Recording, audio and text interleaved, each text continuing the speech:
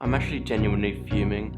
I sat down and recorded this whole video, which is in a separate place to my house, went to go and edit it, and none of the videos have audio, so I have to re-record. But anyway guys, how are you all doing? I had a free slot in my video schedule, so I was like, why not do a ranking of an old classic franchise, the Back to the Future franchise. No relevance at all, until I got a notification from Rotten Tomatoes saying it had been exactly 35 years to this day since the first movie had been released, so it's a big coincidence. But anyways, without further ado, let's get into my ranking. Coming in at third place, we have Back to the Future Part 3. Judging off many other people's rankings, they either had this one in third or second. Most people have it in second, but for me, it's always been in third. Not because it's a bad movie, it's actually a solid movie, but I think just because it's so separate from the others. Obviously, Part 2 and Part 3 were filmed back to back, so they kind of fit into each other really nicely, but this one's back in the Wild West, and the other two are still in situations where things haven't changed too much. The first two movies thoroughly focused on Marty and his family. As you're aware, they aren't really doing anything to impact the world. They're all kind of so-called disappointments. But then, obviously, as you know, things change and that's all flipped on its head. But this movie allows more growth for good old Doc Emmett Brown. Although we loved him, he would always be the same kind of person, very passionate about his work and always shouting, "Great Scott." But this, we get to see him grow as a person as he goes back to when he loved, which he had mentioned in other movies, he loved the Wild West. He goes back there and he finds love, which really impacts his decision about going back to the future or to the past. You know what, let's move on. As I said, we're introduced to a kind of new environment where it's in the Wild West, where the laws are slightly bent, and instead of flying cars, we get to see riding on horseback. So it's a big change from the other movies. Back to the Future as a whole has had some great callbacks to its first movie, but this movie has a great callback to Part 2, where you see Biff in the bath. He's watching an old Clint Eastwood movie where he gets shot, but then he pulls out this like iron plate. I don't know what it's called exactly. It had absorbed the bullet. Now, little did we know that that would pay a big impact into this movie, where Marty executes the exact same trick against Biff's ancestor, Mad Dog Tannen, who is a great villain in this movie. He provides such an energetic feel, which is very good to have and made it very enjoyable. I know they want to have some connections in all movies, but I feel as though having such a big involvement from Marty's ancestors was really forced. As he's running away from a bear, the first people he comes across are his ancestors, and like, what are the chances of that? So that's one thing that's always bugged me. I like this movie a lot more than other people have liked it, but it is quite far off the brilliance of some of the other movies' moments. Coming in at number 2, we have Back to the Future Part 2. As mentioned on my part about Back to the Future Part 3, I was a big fan of the callbacks. Obviously they were introduced in the first movie, but the first time they were called back was within this movie. So that was a huge detail which came out of that for me. It's just like the little things which really impressed me. It's like the callback to when Marty wakes up from being unconscious saying, "I had a bad dream," talking to his mum, and it turns out to be not what he expected about his mum. That kind of thing is very fun to watch, in my opinion.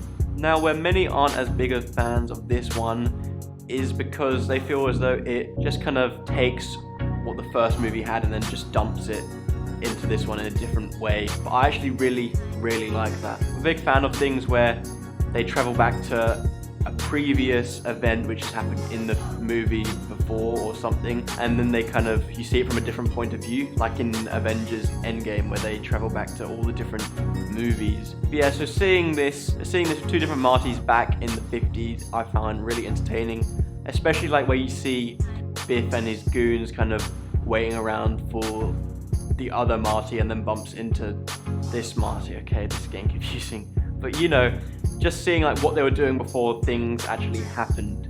I really did enjoy seeing an alternative timeline where Biff had become so successful from betting the sports almanac, and people don't like the shift of tone of how dark it actually is there, but I really like that. It really got the point across how big of a situation that this actually is. Obviously it is 2020. This movie was made in 1989, but my god, did they predict the future wrong. I think we're all aware that they over-exaggerated it, as there was probably no way that they could get us a rough idea as things were rapidly progressing.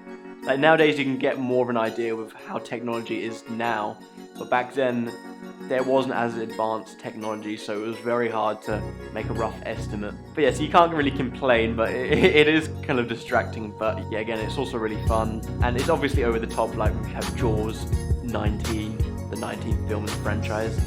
My god, if it got bad by the 4th one, imagine how bad it would get by then.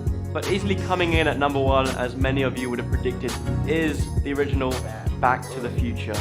For me, this is the best time travel movie of all time. It doesn't have to be so complicated as Things in Dark, this TV show that I reviewed the other day, was.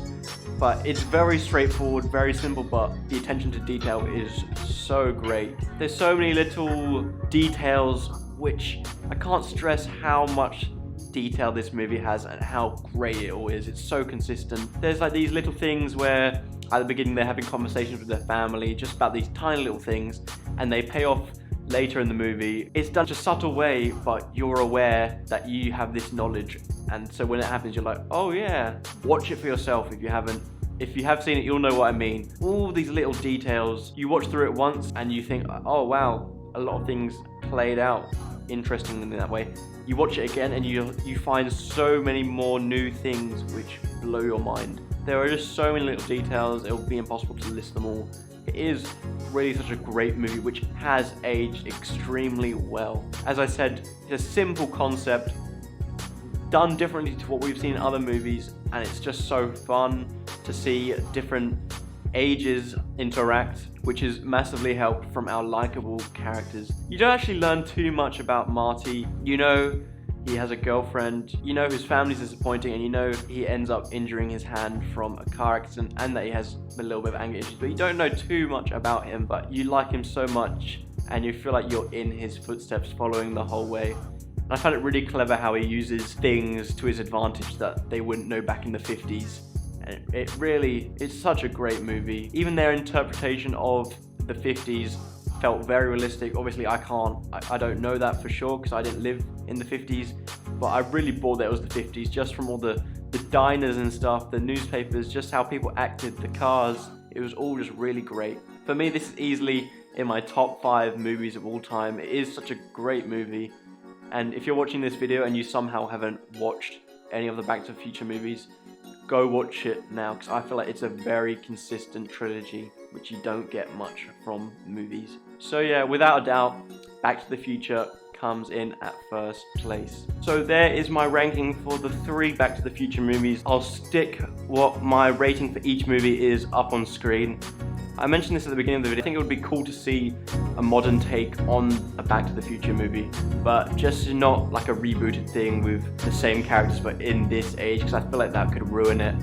If they tried some new characters, just, I don't know, if they found the DeLorean or some way of using Doc Brown's old methods to travel in time, I think that would be really cool to see, especially now that we have gone past the year 2015, so we're well in the future, as you say. I'd be so down to see that and hope something maybe could be done about that. But yeah, just so it doesn't ruin the original trilogy. Thank you for watching. I really hope you enjoyed this video. Please let me know in the comments what your ranking would be. I'm sure it would be Back to the Future in first place, and it would just be either 3 or 2 swapped around or something like that. That's what most people's are. But yeah, please let me know in the comments how I could improve my videos, because I really am looking to kind of break some boundaries and do that.